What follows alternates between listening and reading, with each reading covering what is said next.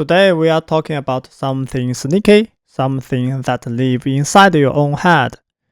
It's not market news, it's not earning reports, it's your memory. Yes, your financial memory. Because believe it or not, one of the biggest risks to your investing success is how your brain remembers past markets and how it uses that memory to predict what happens next. In a time like this, with volatility, tariffs, rising interest rates, and tech stocks swinging wildly, our brains are desperate for patterns. We want something familiar. But here's the problem. What feels familiar can actually be misleading. Let's unpack the myth your memory might be clinging to and why they are not as reliable as you think. Your memory bank shapes your investing mindsets. Peter Bernstein, one of the greatest financial historians, used to say, every investor carries a memory bank, the market returns they lived through. If you came of age investing in the 2010s, your memory says, stock always recover quickly, tech rules the world, bonds don't do much, cash is garbage. But if you started in the 80s, your memory might say, bonds are your best friends, inflation can crush everything, stock can go nowhere for a long time. The key point, your experience is just one slice of history. It may feel like truth, but it's not the whole truth. And when the world changes, as it has in 2025, those old memories can betray you.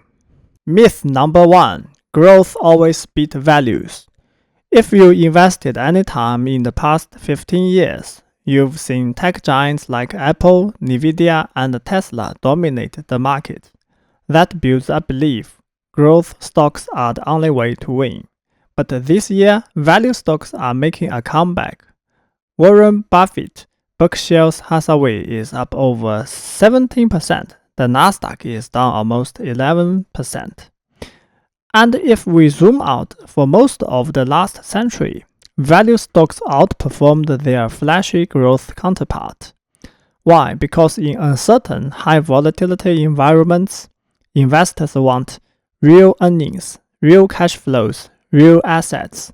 So if your portfolio is 8% tech, it might be time to rethink. Memory says growth wins, history says not always. Myth number 2. The US is the only market that matters. For 20 years, the US has crushed international markets. Why? A strong dollar, tech dominance, strong consumer demand. But in 2025, that story is starting to flip. The MSCI All-Country World Index, excluding the US, is outperforming the S&P 500 by over 14 percentage points. That's a big deal.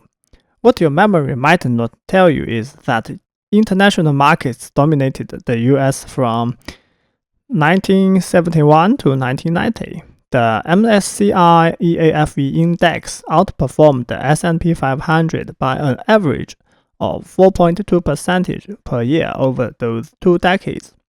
And right now, international stocks are trading at less than 16 times earning and 2 times book value.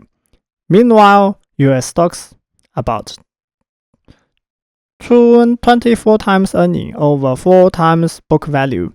If the dollar weakens, which it might, that only helps international investors more. Don't let a US-centric memory make you miss global opportunities. Myth number 3. Buy the dip, it always works.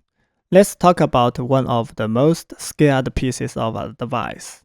Buy the dip, stocks always go up in the long run.